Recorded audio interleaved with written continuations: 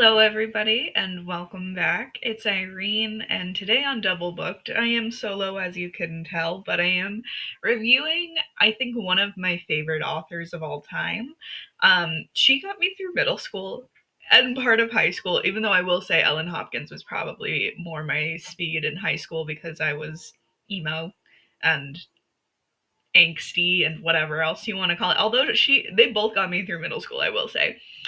But I'm super excited. Today, we're reviewing The Truth About Forever. And recently, if you follow us on TikTok or Instagram, you'll know that I kind of decided that I was going to go back through and reread books kind of that I've read in high school. Like I reread Ellen Hopkins. Well, not yet. I haven't reread Ellen Hopkins in the sense of the books that I read in high school, but I did read her newest book called Perfect. I believe it was in 2022 when it was released. As always, she's a beautiful author. Same thing with Sarah Dessen. I think the last new book I read of Sarah's was either Saint Anything, whatever the one that had to do with a school shooting was. So I think it was Saint Anything.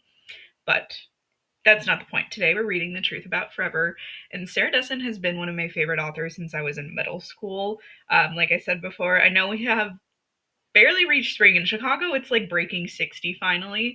But since she has a lot of books, I was thinking it would be a really great way to kick off like the summer and spring with the Summer of Sarah.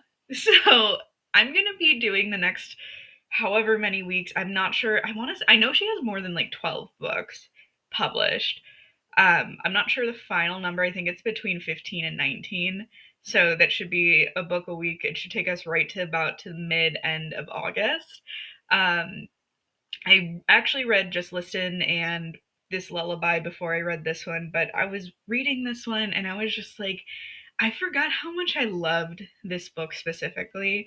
Um, and these books have like really, really shaped me. And they also changed, I would say, the way I write in a good way. Like it made me want to be a better writer. It made me want to be somebody who is just that much more precise and deliberate with the words I'm choosing, with the descriptions I'm choosing, and all of these things. And she was, I would say, one of the big reasons I was very inspired to write, besides my own imagination. I would say just the way Sarah Dessen is as a writer, really sparked my interest in writing. Sorry, this is my first time recording solo on my own desktop, so I'm checking my notes, I'm checking the camera, I'm checking you guys. I just want to make sure everything looks good. So sorry about that if my eyes seem very wandery. Also, I have my dog next to me, and he might get lonely in a little bit and decide that my attention is only his. So if he pops up, you'll know why. I know this isn't the most aesthetic of backgrounds, but this is what I'm working with for right now. Hopefully later I can set up a better recording spot for this. But back to Sarah. So Sarah, I call her Sarah like she's my friend. I'm gonna call her Dessen probably. I'm also not 120% sure on how to pronounce her last name. I'm going to try my best. But anyway, so I found my own style of writing, and the way she, like, especially through her, because the way she writes is like simplistic. Sorry, I feel I have a hair on my lip. It's simplistic, yet it's also very precise, and the way she has written descriptions of like fear, of feeling, a little bit intoxicated. She's like warm and fuzzy. And I'm like, yeah, those are good descriptors because you kind of feel light. You kind of feel, when you're drinking that everything kind of else fades away and everything just becomes a little bit hazy. And so I really love rereading her books has really been therapeutic for me, I would say. It has really opened a world for me that I forgot how much I loved, and has been so great. And it makes me smile because I genuinely just loved it. It felt like coming home, honestly. If I get emotional during this, please just know that I'm just an emotional person. It is what it is, and we're just gonna have to deal with it. But anyway, so I will be posting every week a review of her books until I run out. or until she publishes another one. She'll probably run out before she publishes another one. But I don't know which will come first, like the end of summer or her books. So whatever one is coming first. But anyway, let's just dive into The Truth About Forever. I'm gonna go over a quick synopsis. So I'm not gonna like be reading it page by page and then like telling you what happens. I mean, I will like clarify what's happening, but I want this to be more of a review in the sense of I'm like, I like that she did this, I didn't like that she did this, I understand why she did this, but I still didn't like the character. And you'll see because I have a lot of thoughts on the mom in this book. In this book. Okay, so for a quick synopsis, we have Macy, a 16-year-old girl, starting her summer out with her boyfriend Jason. He's going to what she calls brain camp, and she's taking on his role as a front desk receptionist, essentially like an info desk at a library. Um, and so she doesn't get a very warm reception from his two coworkers who are also female and who clearly just don't think that she's cut out for the job, which is really frustrating. Her mom is an exceptional real estate developer, and her dad helped her mom with the business until he quite literally dropped dead. Um, she saw him drop dead, which was very heartbreaking. She was a few minutes behind him while running because they used to run most mornings together, and then she found someone and she decided she was going to sleep in, and then she decided to get up for a run to go with him. And when she caught up to him, she saw somebody giving him CPR, and that really has scarred her because it would scar anybody, and that is insane. Anyway, her sister, who was known as the wild child who would sneak out and do all of these things, got married right out of college, which sparked a lot of controversy, I guess, in their little town. But I'm also like, some people that's just what works for them, so I don't understand. Anyway, her mom works all hours of the day to avoid her grief, and Macy has followed in her footsteps by doing a same repetitive routine, which I'll get into because I have a lot of thoughts on that, until she meets Delia and her catering crew, essentially called Wish Catering. And so they essentially become kind of this little family, and they the Wish crew already is a little family, and then they take in Macy. And yes, like Macy, like Macy's, the store, the super store department.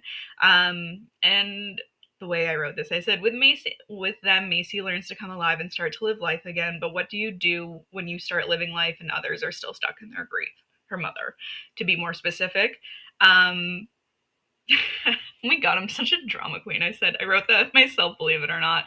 Of course, I love this story. In case you couldn't tell, when I was younger, I don't think I appreciated how well Desson wrote about grief. I've lost a few people in the last couple of years, and thankfully, I haven't lost a parent. I know that can't be the same said for everybody, but I'm very thankful about that. I've lost grandparents though, aunts and uncles, things like that. But it doesn't mean that the grief isn't there. It's just a different type of grief, I would say, because I don't know the pain of losing a parent, and I can imagine it's very different than a grandparent. But I was also very close to my grandparents. They did help out a lot in my childhood. Regardless, it's still a very raw and real emotion, and talking about somebody who has passed is not easy. And it gets easier, but I don't think that like initial sting ever goes away. Um, and then there's the struggle of trying not to cry when talking about them, especially when it's so raw and like it just happened within like I would say 2 years, truthfully, before it like stopped crying about talking about my grandmother or my grandfather. And it also goes into the topic, and I think this happens a lot when celebrities die, I will say, just because it's a different type of scale. But I think there's something to be said about not wanting to say bad things about people who have died, regardless of how much you loved them or not. But I think there is something to be said that people do not want to dive into the bad things that they've potentially done or said, or the ways they've hurt you. And I'm not saying you have to like fester and like over analyze these situations. I think it's fair to say that as much as I love them, they still did things that did hurt me. And, you know, I love them deeply and I miss them, but I don't miss those aspects of them. I think that's okay. Anyway, it is a lot. And I think she's written it very well because at this time, like when I was reading these when I was younger, I never had that type of pain to compare it to, so I had a lot of sympathy, but not necessarily empathy, if that makes sense. Um, and so I think she writes it very well, especially when Macy expresses that she wishes she could have cried and sobbed and just showed emotion like her sister did at the funeral. Instead, she bottles it up. She sits with it. It sits like a rock in her chest. She stops running. She plans out everything. She has to control every aspect of grief. You plan and you plan and you plan because you need control, and you'll never really have that control though, and I think that's something that she doesn't get because she never goes to therapy, and it's a whole thing that I feel very strongly about that we'll talk about later. But that is, I would say, a bigger theme that I've noticed in Destin's books, especially like the earlier ones. Just because I haven't reread all of them, is about the aspect of control. So I genuinely wonder if Destin was going through something in her life where she felt very out of control and she felt the need to talk about control and letting go of control, and then, you know, doing all of these things, because at the end of the day, like when she finishes these books, her characters have a little bit less control and they learn to live a little bit more in the chaos. And as an anxious person myself, I understand that, because I feel like I have to do the same things, I have to have a routine, I have to do these certain things, and when these certain things don't happen the way I need them to, it's very frustrating because all I want to do is have this control over something. And I think she writes about it very well, and not in a very showy way, but like you see it in this book with Macy. She's always doing her laundry. She's always practicing her SAT. She's checking this. She's getting up at the same time. She's making dinner at the same time. The same type of repetitive things, because it's what's comfortable for her and it's kind of what's stabilizing her. I genuinely just wonder what maybe Sarah was thinking at this time and just thinking about and doing, that made her want to have these characters have so much control. Um, but I mean, I get it. I'm kind of the same way. So I wonder if she's maybe just an anxious girl like me. But it's hard to come to terms with the fact when you don't have control, especially when she saw her dad drop dead, Macy. So throughout the book, you see everyone ask Macy why she's still with Jason, who is her on again, off again boyfriend, essentially. So they email because this is like the early 2000s when this book was published, so no one was texting. I guess they weren't sending letters, so they were just emailing. And she said after a bad day at the library, because things weren't getting necessarily better, like her coworkers were still being mean, she like emailed him. She's like, I'm just frustrated. I miss you. Like, I love hanging out with you. Normal boyfriend girlfriend stuff. They've been dating for a year and a half, and she says that she loves him. And he, like, dead ass just like is like, by the way, yeah, we should take a break because I'm worried that you're not committed enough to the library and too committed to me. And I'm like, if I was with someone for like a year and a half and I told them I love them and they ran, the way I would be like, you are a psychopath. Like, there is something wrong with you. I'm sorry. She should be able to say that. And clearly, she has this thing where she cannot talk to the people in her life except maybe her sister and then Delia and the crew, um, about emotions. And it's so wild to me. I'm very vocal about my emotions, so I think it's absolutely banana bonkers.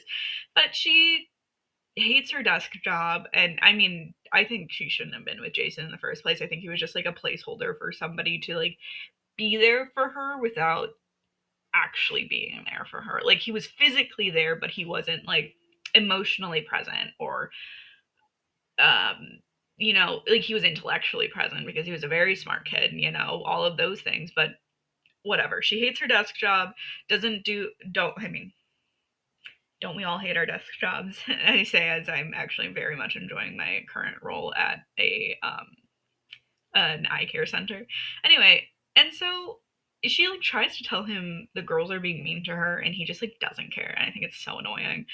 Um, and truthfully, though, as somebody who's been in a relationship for 5 years and has a very supportive partner, I've personally felt Macy's pain a lot in this, because there is something to be said about when someone is not on your side that you kind of just like expect to like be on your side whether or not you're right or wrong. And I mean, in this case she's very right, but it always like breaks my heart because it's like you just want somebody to be on your side, to be like, yeah, I get it. They're kind of just like mean like that. Like, don't worry about it. Don't worry. I'm here for you. I understand. And he's just not that. And like she needs that emotion like to be shown, like she needs that empathy essentially. She needs someone to be there for her.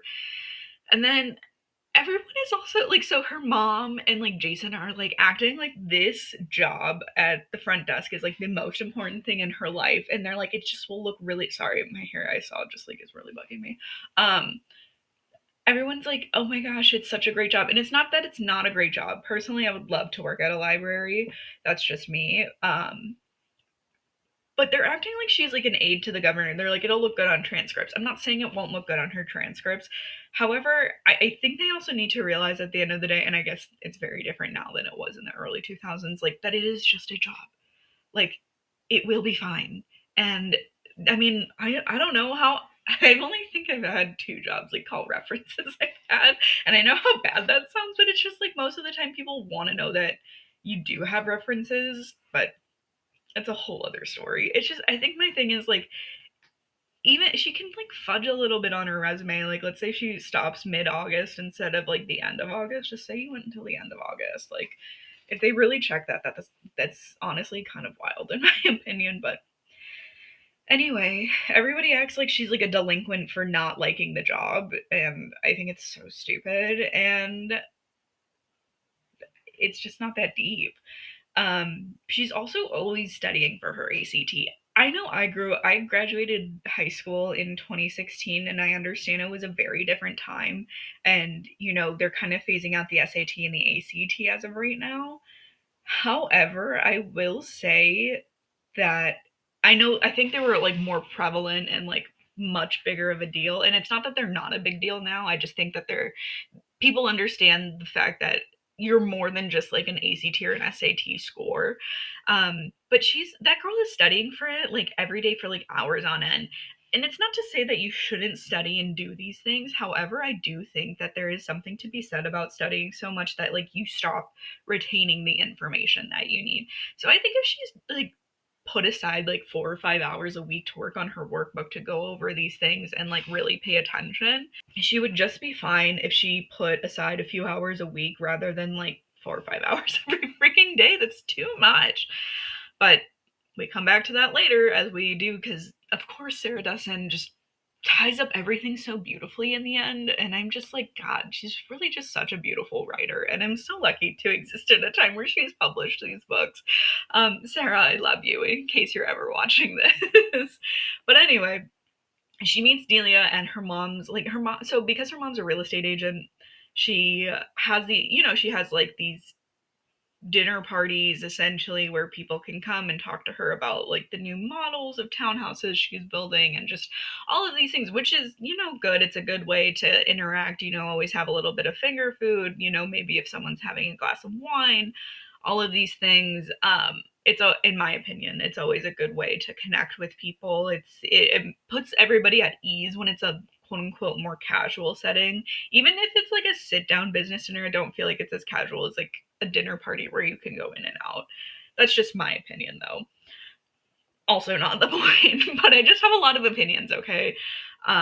Anyway, so Delia and her crew are there. Naturally, one of her crew, who's named Monica, is a little bit of a klutz, and she ends up spilling wine. And then there's also, the food is taking, or the dinner itself is taking too long. So Macy's mom sends her back there to see what's going on. And then, um, she goes in, the crew is behind, everybody's kind of a mess. And she meets Delia, and she's like, what's going on? My mom's asking about all of these things. And I think Delia sees that she needs somebody. And I feel as if Delia looks at these kids that are working with her. So there are two sets of siblings.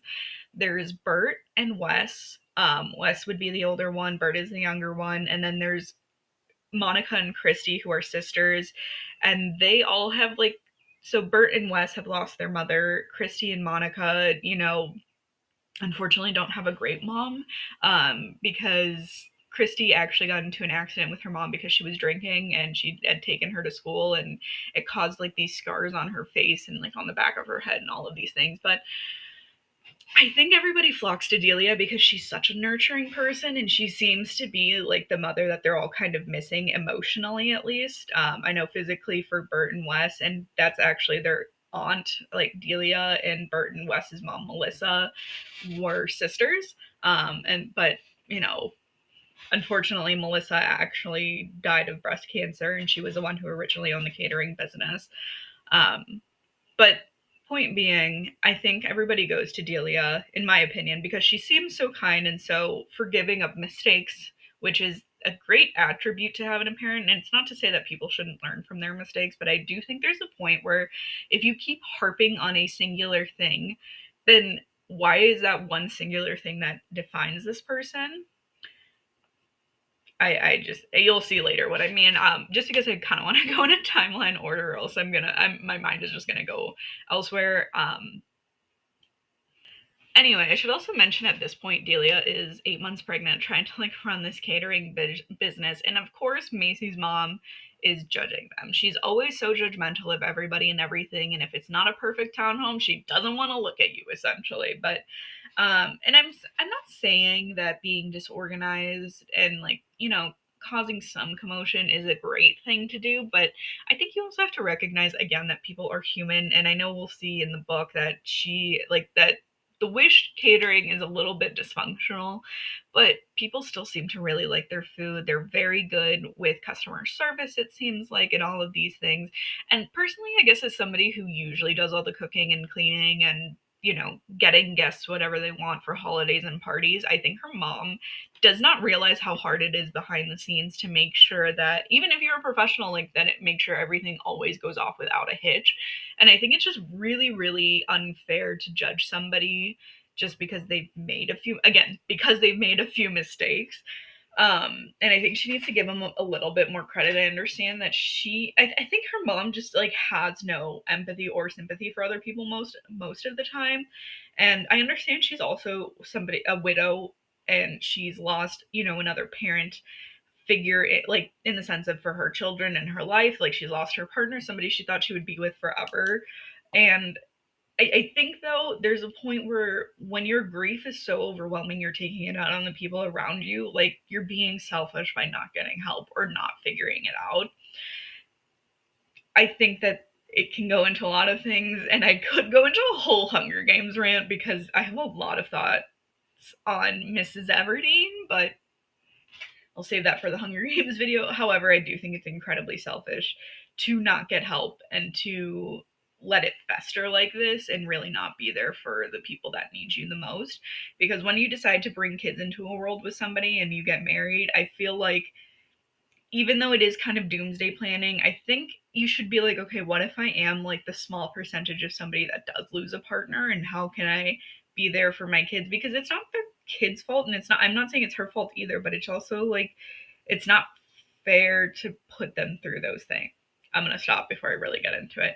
So, anyway, Macy definitely has a boring life. She continuously does the same things every day, and I think she definitely needs the structure because after her dad died and all of those things, she's just like, I have to make sure things go off without a hitch. I have to make sure that I can plan every aspect of my day.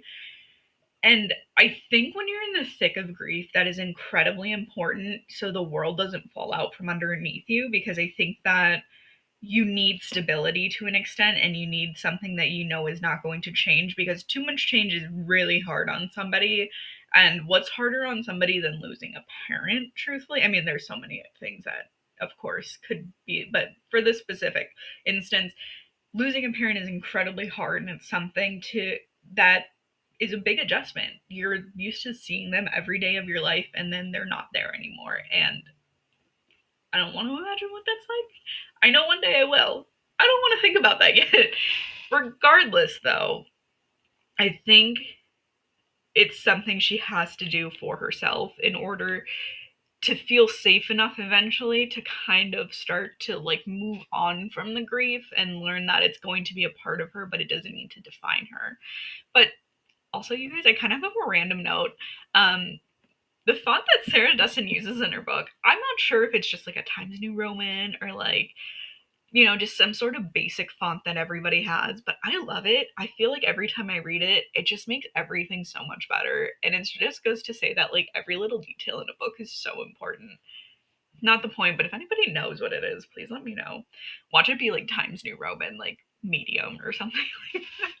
So I do think though the reason Macy graduated, the reason Macy gravitated towards Delia and everything is because one of the emotional aspects, it seems like Delia is a very open person and very accepting and everything.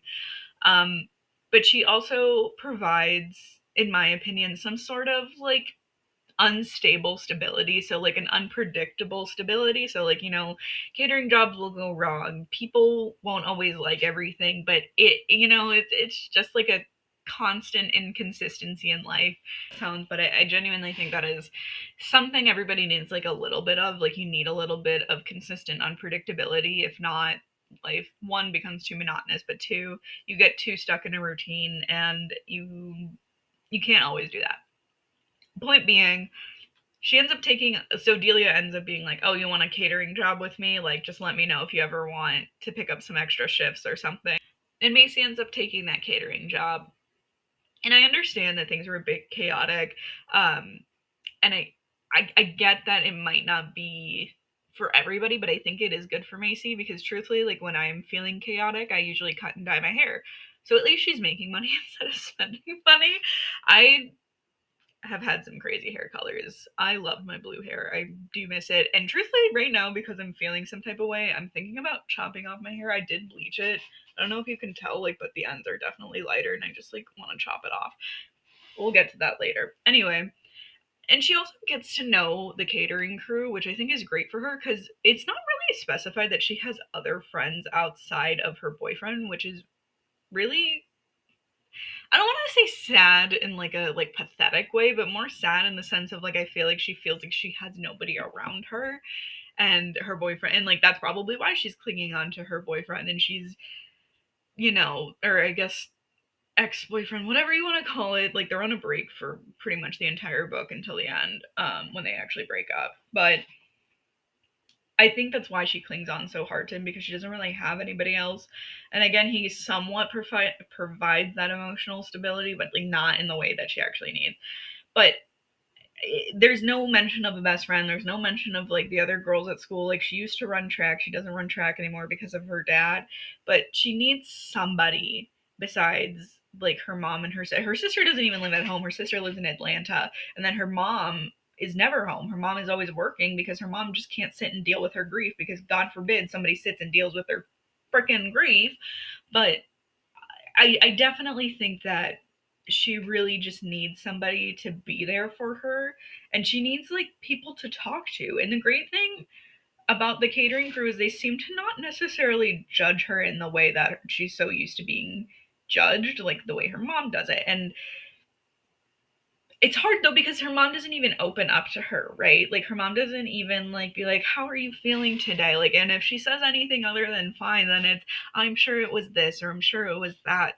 So it's just, you know, I don't know. Like, there's this one point in the book where Macy confronts her mom and she's like, I had nightmares about dad. Like, last night I had a nightmare about him and I couldn't save him and I couldn't do X, Y, and Z. And he was there and there was nothing I could do. And her mom was like, oh, it was probably too warm in your room. And instead of being like, yeah, I miss your dad too. And that's incredibly hard. And I'm sorry. I'm sorry that you were the one to watch him drop dead. Like, I mean, you didn't have to be in like such a dramatic effect, but like, you can just be like, I'm sorry, I'm sure that's like hard on you. And it's just because like her mom hasn't learned to deal with her own emotions. Like now Macy isn't going to learn to deal with her own emotions. I would say at a very critical age where it's very hard to deal with your emotions on your own. I just think it's ridiculous. Your daughter's trying to come to you and be like, hey, I'm actually having a really hard time. And she just completely brushes it off. But so she worries, of course, when Macy takes on this job with Delia because she's seen the type of person she's seen, quote unquote, I should say, the type of person Delia is, and it's not who she wants her to be. So she's like, well, as long as it doesn't interfere with your job at the frickin' library. And as much as I love a library, I'm like, I'm sick of hearing about the stupid library. And it's frustrating how much she projects onto her kid, like go to therapy or take some antidepressants. I'm sick of you projecting your shit onto your kid. Can you tell I have personal beef with this?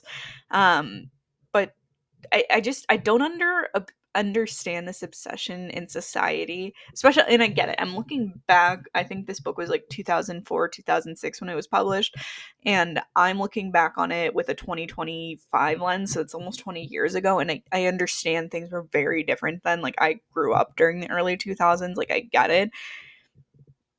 I don't think these things didn't exist though. So, like, I think it's whatever. It's just a whole, I get it. It's the book, whatever. I just need to move on.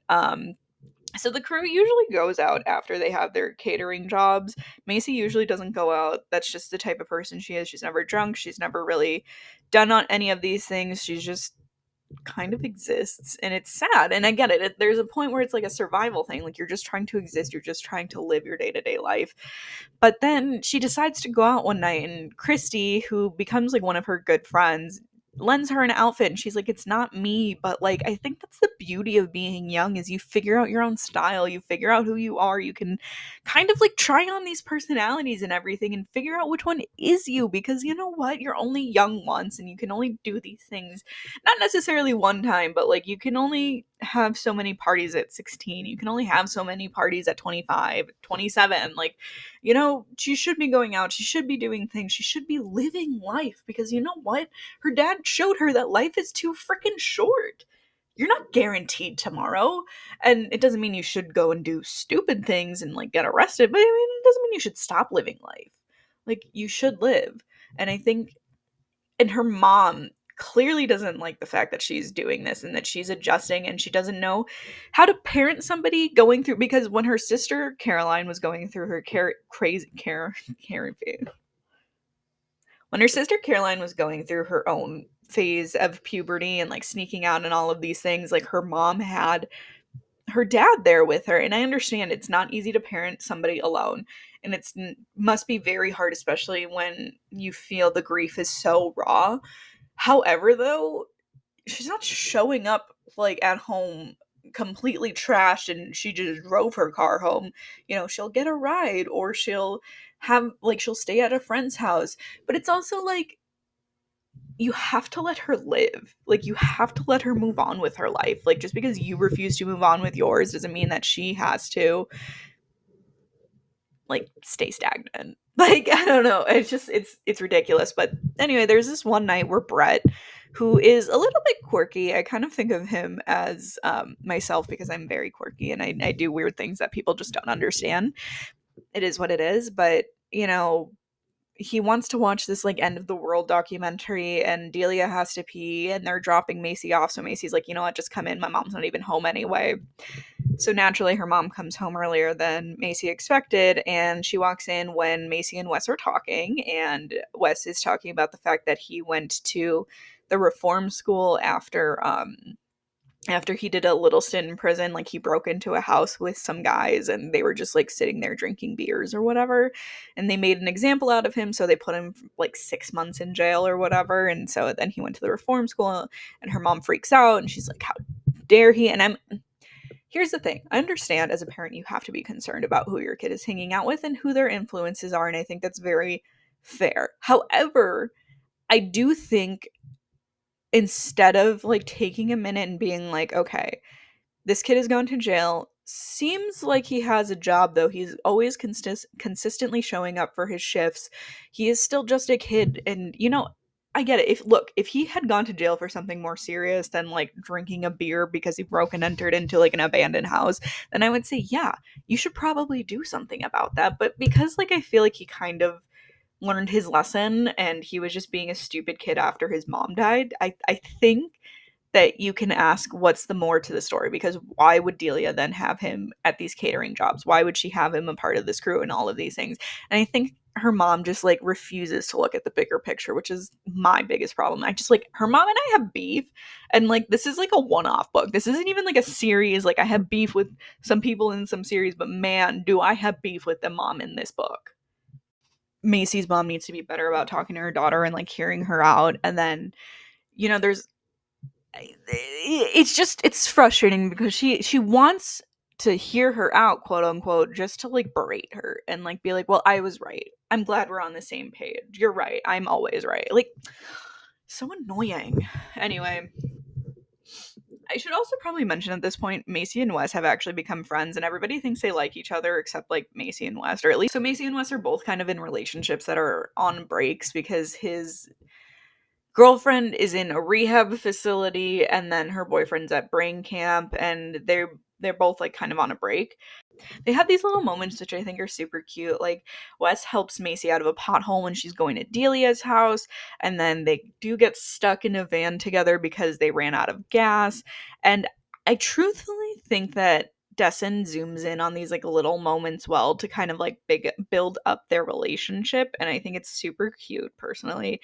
And I remember in school we were reading this book called When the Emperor Was Divine, and we talked about this literary technique that the author used in that specific book about kind of having like a timeline for the whole story, but then like zooming in on these little parts and really writing these little parts in detail and then kind of like zooming back out. And it is something I have tried very hard to do in my own stories and everything that I create. It's not an easy thing to do, but when it's done right, it is so amazing. And I love seeing these like little zoom ins of Wes and Macy's relationship building. And it kind of just like goes to show that like there is relationship building quote unquote off screen or in like the little details of the book and everything. And they play this game called Truth. So they kind of have to like admit like, he's like, well, what's your biggest fear? And she's like, well, what's the real reason you went to reform school? What's the reason you got arrested? Blah blah blah, all of these things. And I think it's just, I don't know, I think it's a nice way to do it without it being like, well, how are you today and blah blah blah. So I don't know, I give Sarah Dessen a lot of credit. She's, I think, a brilliant author, but that's just a personal opinion, and I stick by it though. Kind of like ebb and flow shows up throughout the book because clearly Macy's mom has a problem with Macy's friends and she doesn't like them. She's like, I've never even met them. You're always hanging out with them, blah, blah, blah. And it's like, well, because if you met them, you would judge them and then you would probably tell her to stop hanging out with them. So, like, why would she want to introduce you to people that you're not even going to like when she already knows the answer? Whatever. Her mom finds out Wes goes to reform school and she's pissed about it. And I just like, again, I get it, but it's like I said before, you also, I feel like, have to look at the bigger picture. You know what I mean? But I will say, I think Brett, Macy, and Wes, like together, I think all three of them get along. And I know Wes and Macy have this thing going on, but I think they all can bond because they understand what it's like to lose a parent. And it's actually funny because early in the book they say that Wes and Brett were actually coached by Macy's dad for running because he used to coach running. He used to coach track and field, but I think it's interesting that like they all have this bond because I think it's very hard, again, like I said, to really relate to someone unless you've kind of gone through it. And it doesn't mean that you can't be compassionate towards someone. I just think it's different when you've also gone through it. But then we get a plot twist, and Jason is actually coming home earlier from brain camp for at least a weekend because of the fact that his grandmother has a stroke. So Macy is dreading seeing him. And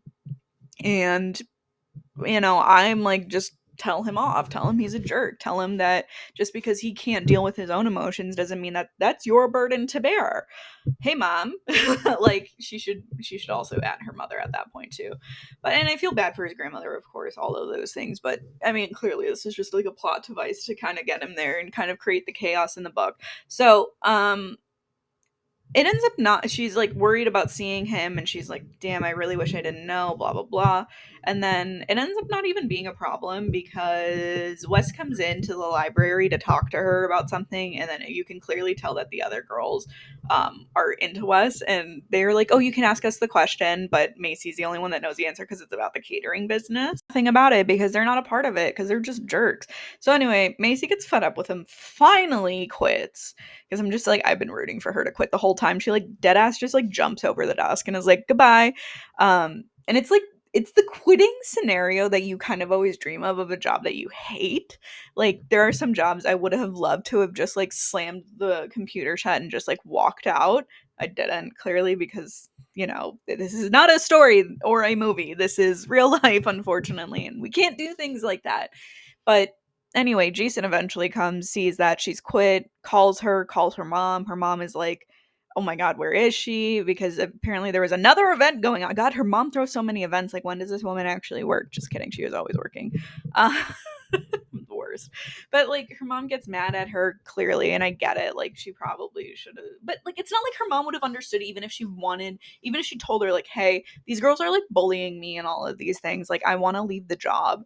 And she would have been like, well, you just have to tough it out. And that's stupid. Like, you shouldn't be at a job that like you hate. No comment. So she goes to help out Wes and Brett and Delia, and of course Delia ends up actually having the baby at this point.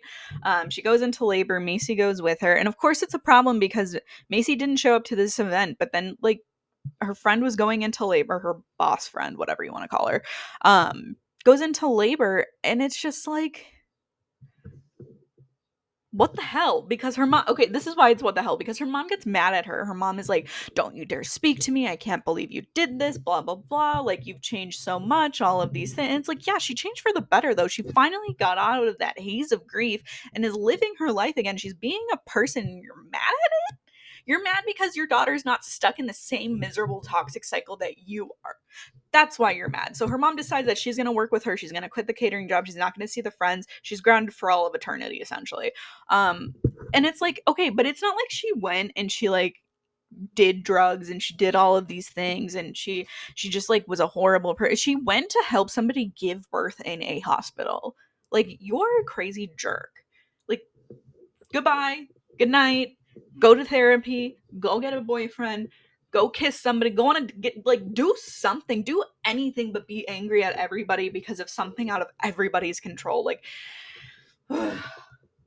yeah, see, this is why I get fired up. But her mom sucks. And again, I know I'm not a parent, and I'm not saying I wouldn't have been freaking out. And she's like, well, there's always a phone around, blah, blah, blah. But I was like, someone was literally giving birth. I don't know. Like, I think that, like, taking someone to the hospital for a major thing is much more important than a party or even giving you a phone. And she did give her a call. Fine, it was later, but she at least did try to give her a call. I get so annoyed. And then Jason was like, sorry, I didn't know where you were. And it's like, shut up, Jason. No one wants to hear from you, you jerk. Whatever. So that, her mom is like smothering her essentially, and it really just bothers me. But so there's a point towards the end of the book, because we're reaching the climax and everything, where her older sister comes in and tells her mom and Macy that house that they've been doing renovations on, because they've had this beach house forever, her mom has been neglecting it because of her dad, is finally done. Tell her, like, hey, it's done, like, it's ready to go for when we go after the big party. So like, it's like the 8th of August is the big party, the 9th they're leaving for a week for a vacation. Her mom's like, I never would have agreed to that.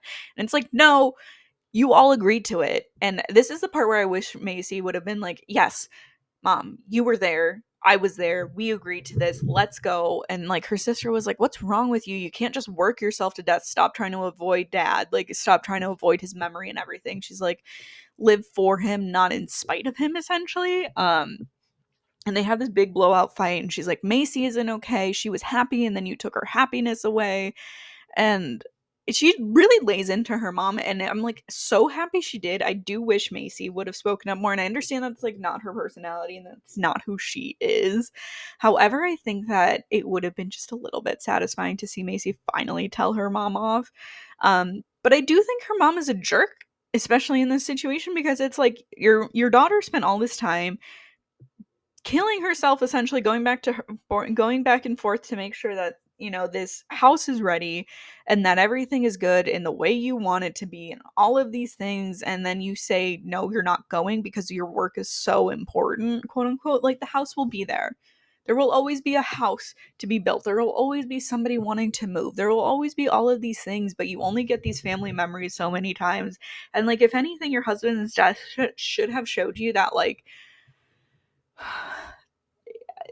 that you need to live, that you should be with your daughters. But um yeah. And I mean, look, I think I come off a little harsh on the mom, but like, I get it. And I don't know how the mom is in the book, but you know, I'm assuming late 40s, early 50s, something like that. But it's just like, you know, you have these children, you don't get to stop living your life just because your spouse died. Like, you have maybe another 20 years left in you if all goes right. And I understand that, like, you know, the whole thing is like, time is not guaranteed and all of these things. I just think that, though, if you have years left, you should make the most of it. And you shouldn't just waste it away working. Like, you're never going to get time back. Ugh, she just needs to make everybody miserable with her own emotions because she can't deal with them, and it's so stupid. I wish I had more empathy for her, and I wish I felt like I could be more open to the mom. And I know the mom's written the way she is to like kind of highlight all of these things, but it's just so frustrating to read it and be like, why don't you just care more though about the actual emotion behind it and all of these things? And I know I keep going on and on about this, so I'm just gonna shut up about it, but whatever. Anyway, so they have this stupid party, and then they actually ask Delia to come and cater because their caterer fell through, and it all goes to hell because it starts like tropical thunderstorming, the lawns get ripped up, and then people are waiting for a break in the rain to come inside. And it's the first time in like in this book where everything for her mom goes to shit, and I think it's great. They end up moving the party inside. Everybody loves the food. Everybody's getting along. Everybody figures out how great of an artist Wes actually is, because it's like a huge thing, is like he does all of these sculptures, and that's kind of like what got him out of like the bad place, like in his own way, like was doing artwork, and like galleries want his pieces. Like, he's thinking about going to art school. He has all of these offers, all of these things. Her mom even finds out how great the catering crew and Wes is, and like it's like, yeah, because you shouldn't judge a book by its cover. You should just like actually get to know people instead of just making your baseless judgments. And then stupid Jason comes along, and he's like, Macy, I think we should think about getting back together. And it's like, yeah, because you realize how awesome she is, and now you want to get back together. And then she does the most badass thing of all, and like ditches Jason, and then goes like to kiss Wes because she's like realizes how much she likes him. And then it ends with like the book, like the quote unquote epilogue chapter. They're at the beach house. Her and Wes are like running on the beach because she decided to run again. And like, Christy comes up, and like Monica and Brett and everybody comes up, and it just ends on this like bittersweet note, in the sense of like, yes, things suck, but like things do get better eventually, which I think is so beautiful. I love this book so much. In case you couldn't tell, that's why I have so many opinions on it. And it's one of my favorite books, even though there were parts that like frustrated me and everything. I think that's the beautiful part of this book, is that it's so raw and real.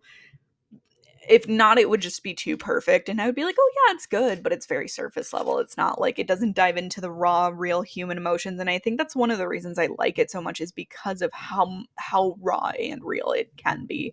And Desson just writes so beautifully, because she mixes the chaotic with the good, and she highlights just like the humanity of it all, like, and just how we are as people. And you know as much as we want all of these like perfect storybook things, so like as much as I want Macy to yell at her mom, it's going to be her sister, because it's not who Macy is. And I'm just so happy to be rereading these books. And I don't know if I'm going to do Just Listen or this lullaby, but I think I might do Just Listen, because I would God, it's so hard to say which one is my favorite, but I really really love all of these books so much.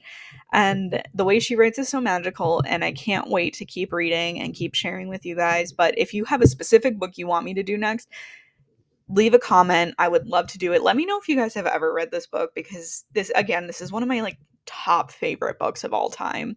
I'm so excited to keep reviewing them. Thank you guys so much for watching. Let me know if you're excited for the Summer of Sarah. I'm super excited for the Summer of Sarah, and I can't wait to keep doing this. And I promise you, it's all probably going to be me having this explosion of emotion all the time. But thank you guys so much for watching. I hope you have a lovely day, and I'll catch you guys next week with either Just Listen or this lullaby. I haven't decided yet. Maybe I'll just do both. No, I'm kidding. I'm probably gonna do Just Listen though.